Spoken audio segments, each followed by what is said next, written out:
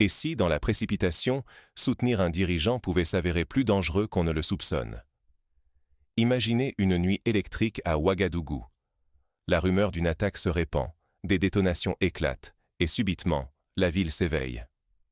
Partout, des foules, non des dizaines, mais des centaines de personnes, affluent vers les sites stratégiques, guidées non par une consigne officielle, mais par une impulsion collective irrésistible. Cette nuit-là, la peur ne paralyse plus. Elle pousse à agir, à se montrer, à occuper l'espace public.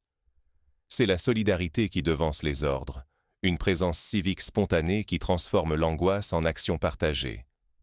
Les téléphones captent chaque instant, les messages affluent, et très vite, un récit s'impose. Le peuple n'est plus spectateur, il devient acteur, voire rempart du pouvoir. Souvenons-nous, dans l'histoire contemporaine, ce type de sursaut populaire n'est pas isolé. En 2011, lors du printemps arabe, des milliers de Tunisiens sont descendus spontanément dans la rue, sans consigne ni leader officiel, pour réclamer la chute de Ben Ali. À Kiev, en Ukraine, en 2014, la place Maïdan s'est remplie de citoyens ordinaires, prêts à braver la peur pour soutenir un idéal. Mais la nuit de Ouagadougou possède une spécificité. Le soutien ne vise pas à renverser, mais à protéger un pouvoir en place, dans un contexte d'attaque. Cette mobilisation, d'une intensité inédite, intrigue et inquiète. Derrière le soutien massif à Ibrahim Traoré, dont la légitimité semble renforcée par cette démonstration, se dessine une dynamique nouvelle. Désormais, la rue impose ses exigences au pouvoir, inversant le rapport traditionnel. La confiance se tisse à main nue, sans médiation ni filtre institutionnel. C'est un peu comme si un pacte silencieux était scellé entre une foule inquiète et un chef militaire face à la menace. Mais ce basculement, aussi exaltant soit-il, n'est pas sans péril. En psychologie sociale, on parle de pensée de groupe. Lorsque tout un collectif s'aligne sans recul, le risque de dérive augmente. Quand la solidarité devient réflexe, sans débat ni recul, le risque grandit. Celui que la mobilisation populaire soit récupérée par le pouvoir, ou qu'elle étouffe la critique et la nuance. La capacité à exprimer un désaccord pourrait alors céder la place à une défense instinctive, presque inconditionnelle. Ce qui s'est joué à Ouagadougou va bien au-delà de l'instinct de survie. C'est un contrat symbolique inédit qui s'est forgé entre le chef militaire Ibrahim Traoré et la population, sur fond d'incertitude et de menaces. Mais à quel prix? Derrière l'élan collectif, de nouveaux rapports de force et des attentes imprévues se dessinent, capables à terme d'éroder la liberté d'expression et la confiance envers les institutions. Pour saisir toute la portée de cette nuit, faisons un détour par l'histoire du Burkina Faso. Depuis l'indépendance en 1960, le pays a connu des périodes d'instabilité. Coup d'État, transition politique, alternance brutale. La population s'est souvent retrouvée écartée des décisions majeures, spectatrice d'événements qui la dépassaient.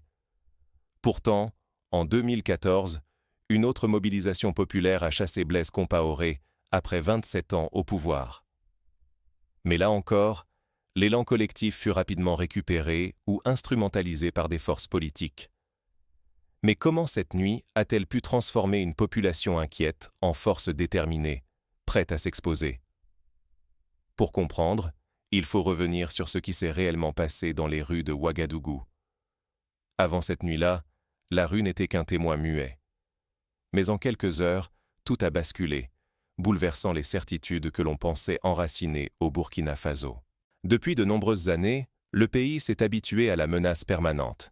Crises sécuritaires à répétition, transition politique fragile, espoir suspendu. Face à la peur, la réaction habituelle était d'attendre. Attendre que le silence revienne, attendre un communiqué, attendre que la vie reprenne son cours. Ce comportement d'attente n'est pas propre au Burkina Faso. En France, lors des attentats de 2015, beaucoup de citoyens sont restés chez eux, suspendus aux annonces officielles. Mais cette nuit, quelque chose a rompu ce cycle. Pour la première fois, la population de Ouagadougou ne s'est pas contentée de regarder. Malgré les rafales encore proches, des groupes entiers sont sortis, se rendant vers les lieux sensibles. Il n'y avait ni ordre officiel, ni consigne publique, juste un élan décidé, collectif, presque instinctif. Ce passage de l'immobilité à l'action a tout changé. Il marque une rupture nette avec la résignation des années passées, où l'on subissait les décisions venues d'en haut sans vraiment s'y opposer. C'est un basculement psychologique puissant. Le sentiment de ne plus subir, mais d'agir, devient moteur de confiance et de cohésion. Un autre fait marquant, cette mobilisation n'avait pas de chef unique. Aucun leader charismatique n'a capté l'attention ou dirigé la foule. Au contraire, ce sont les quartiers, les réseaux informels, la jeunesse qui ont imprimé leur mouvement, portés par la gravité de l'instant.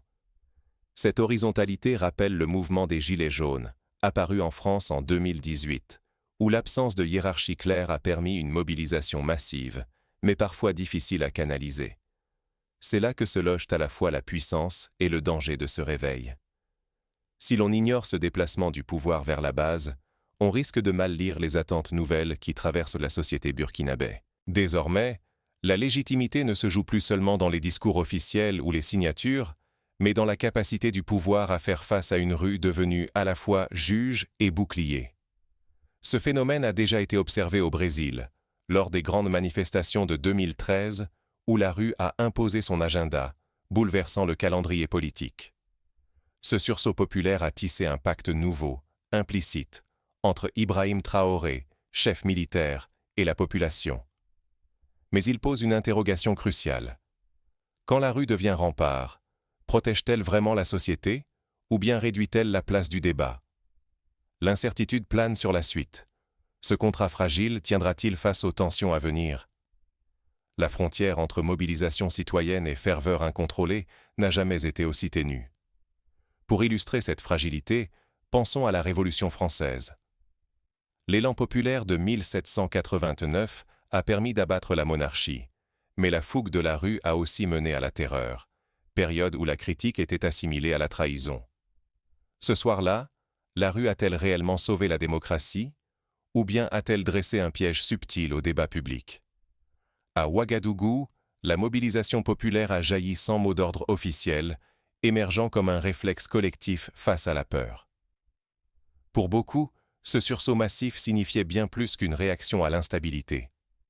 C'était le signal que le peuple refusait d'être simple spectateur. Désormais, il se voulait le gardien actif d'un pouvoir jugé légitime, au moins pour cette nuit-là. Cette solidarité nouvelle a effacé les frontières entre l'engagement civique et la pression politique. Lorsque la rue se dresse pour soutenir un chef militaire, la spontanéité bascule vite.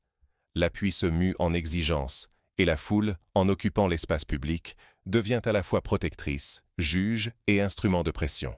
Ce glissement a été observé en Turquie lors du coup d'État manqué de 2016. La mobilisation de la rue a protégé la démocratie, mais a aussi renforcé le pouvoir exécutif au détriment de certaines libertés. Mais cette énergie collective porte un risque. Toute critique, même mesurée, pouvait désormais être perçue comme une trahison ou une menace pour la cohésion retrouvée.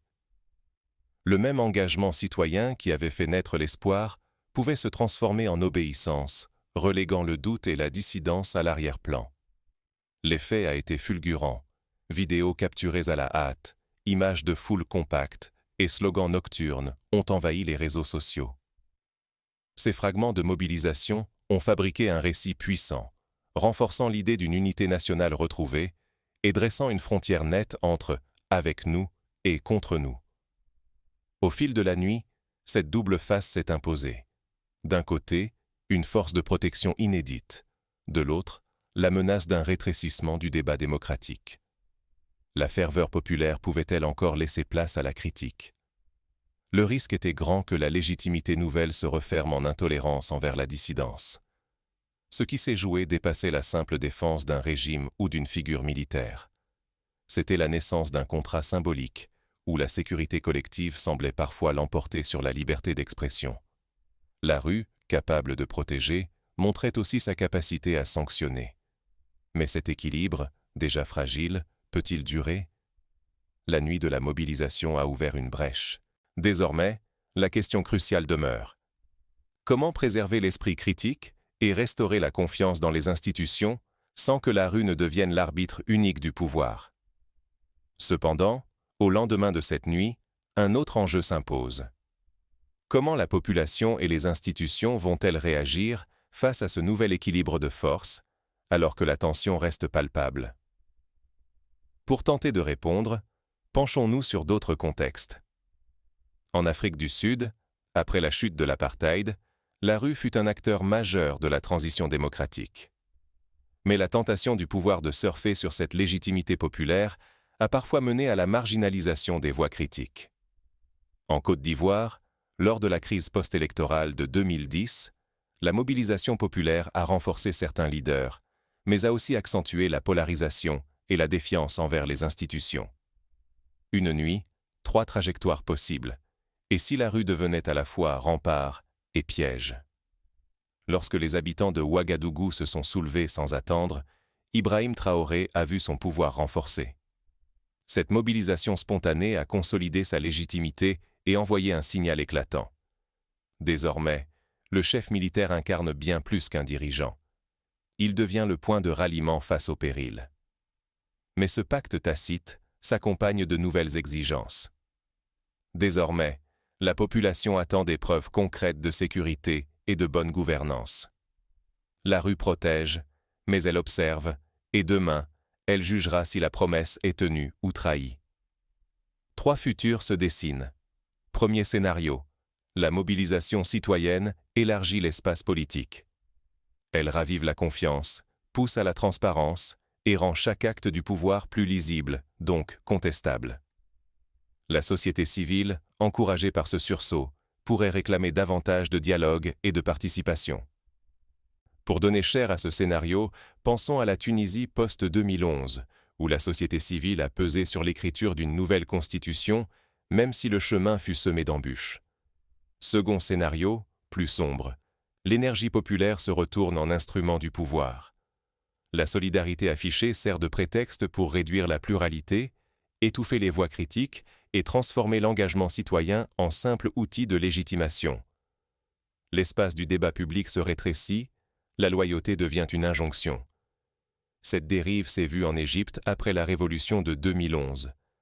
La ferveur populaire a été rapidement canalisée puis réprimée, la transition vers la démocratie s'est refermée. Enfin, troisième voie, la polarisation. L'élan populaire, exalté mais fragile, se mue en clivage. La confiance s'effrite, les divisions s'installent, et la rue, de gardienne, risque de devenir prisonnière de ses propres passions. Dans ce cas, la sécurité immédiate s'achète au prix d'une crise de confiance à moyen terme. C'est ce qui est survenu au Venezuela, où la mobilisation populaire a progressivement basculé en polarisation extrême, alimentant l'instabilité. Sur le plan économique, chaque scénario a un poids. Un espace politique ouvert favorise l'innovation et attire les investisseurs. À l'inverse, l'instrumentalisation ou la polarisation peut isoler le pays, fragiliser son tissu social et miner son attractivité régionale. À l'international, le récit d'un peuple debout fascine, mais inquiète dès que les libertés semblent menacées. En Birmanie, après le coup d'État de 2021, la mobilisation populaire a suscité l'admiration, mais la répression a fait fuir les investissements étrangers. Au fond, tout se joue autour d'un risque. La stabilité, la liberté et la confiance publique sont plus que jamais en équilibre précaire. L'enjeu dépasse la sécurité. Il engage la capacité d'un peuple à défendre sa voix, préserver son esprit critique et refuser l'obéissance aveugle. Alors, où commence l'engagement démocratique et où s'arrête la fidélité imposée par la peur ou l'exaltation? La question reste ouverte, et la réponse dépendra du chemin que la société burkinabé choisira d'inventer, ensemble. Mais pour l'instant, la rue retient son souffle. Chaque geste du pouvoir, chaque silence, compte double. Les jours qui viennent pourraient transformer l'équilibre fragile en bascule décisive. Le véritable enjeu, désormais, c'est de garder vivant l'espace du doute et de la critique. Lorsque l'urgence soulève la rue, la tentation grandit d'idéaliser l'unité, de croire à une mobilisation sans faille. Pourtant, la force d'une société réside dans sa capacité à interroger ses élans, à transformer l'émotion en vigilance durable. Première clé.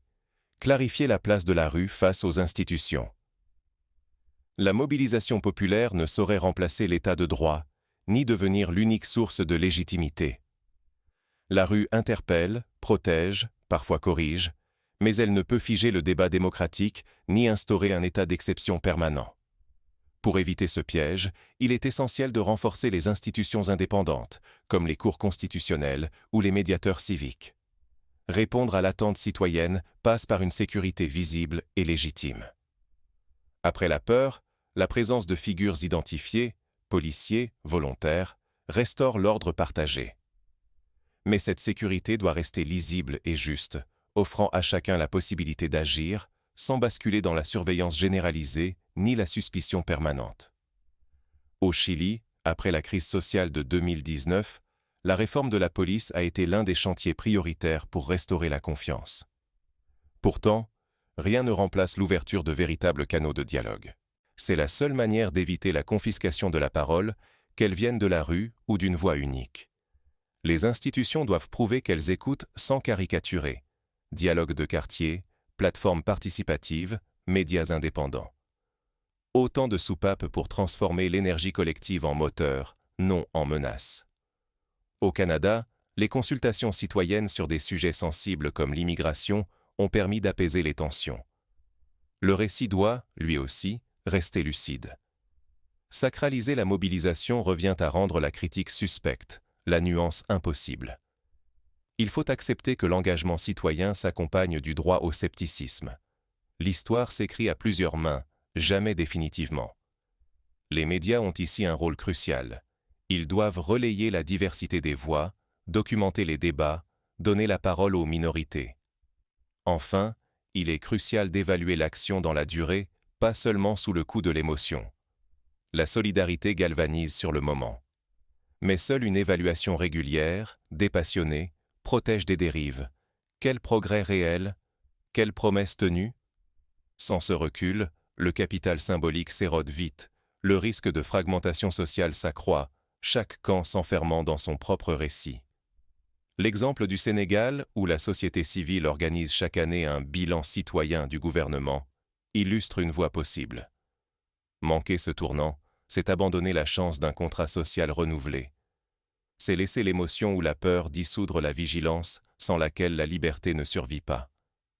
Mais si ce fragile équilibre vacille, quelles conséquences pour la confiance entre peuple et pouvoir? La suite dépendra de la capacité à transformer cette mobilisation en héritage durable, et pas seulement en souvenir exalté. Pour faire face à ces défis, chaque citoyen peut s'engager concrètement, participer à des forums locaux, soutenir les médias indépendants, interpeller ses élus, organiser des débats associatifs, autant de gestes qui, mis bout à bout, rendent la société plus résiliente. Les écoles pourraient aussi jouer un rôle en intégrant l'éducation civique au cœur de leurs enseignements, afin de former les citoyens de demain à l'esprit critique et à la nuance. Quand la rue s'élève, le pouvoir doit-il rendre des comptes ou s'enfermer derrière ses murs? Cette nuit-là, à Ouagadougou, les codes du pouvoir ont vacillé. Désormais, la stabilité ne repose plus seulement sur l'État, mais sur une foule capable de donner, de retirer, ou de suspendre sa confiance dans un même souffle tendu. La rue, longtemps simple spectatrice, s'est imposée en juge et en scène. Chaque geste du pouvoir doit s'expliquer face à ce regard collectif, à cette clameur silencieuse qui peut, en un instant, transformer la peur en espoir, ou l'espoir en défiance. En quelques heures, l'ordre établi a été bouleversé. La sécurité n'est plus l'apanage des seules institutions, elle devient l'affaire de tous. La mobilisation populaire n'a pas seulement protégé un chef ou défendu une cause, elle a instauré un pacte inédit, tissé d'exigences et de devoirs réciproques. Les citoyens, désormais en première ligne, portent une force nouvelle. Mais cette force s'accompagne d'attentes accrues, qui pèseront sur Ibrahim Traoré et ceux qui gouvernent. Le pouvoir ne peut plus s'appuyer uniquement sur sa légitimité d'État. Il doit répondre à une exigence de transparence et de responsabilité permanente. Mais derrière l'unité affichée, surgit une tension souterraine. Cette solidarité, aujourd'hui protectrice, peut demain devenir une arme à double tranchant, si elle étouffe la critique ou la diversité des voix. Le vrai risque? Que la légitimité conférée par la rue serve à abolir le doute, à disqualifier toute remise en question. Où se situe la frontière entre l'engagement citoyen et l'obéissance aveugle? Le défi pour chacun sera de préserver l'espace du débat. Il faudra défendre la pluralité, rester lucide face aux tentations de récupération et refuser que la ferveur populaire se mue en suivisme. Ce soir-là, un pari fragile a été noué. Les habitants de Ouagadougou ne veulent plus être de simples spectateurs, mais des acteurs de leur propre destin. Le pouvoir et la société sont désormais liés par un fil tendu, celui de la confiance active qui exige des comptes et refuse l'enfermement. Ce qui s'est joué ici n'est pas la fin d'un cycle, mais l'ouverture d'une séquence incertaine. La rue peut protéger ou fragiliser, offrir un nouvel élan démocratique ou précipiter l'enfermement dans une boucle sans fin. Demain, chacun devra choisir son rôle. Et vous, face à ces scénarios, quel serait votre choix? Défendre la vigilance et la pluralité ou céder à la tentation de l'unité sans question? Le futur du Burkina Faso, comme celui de toute société, dépendra de cette réponse collective, patiemment construite, jour après jour.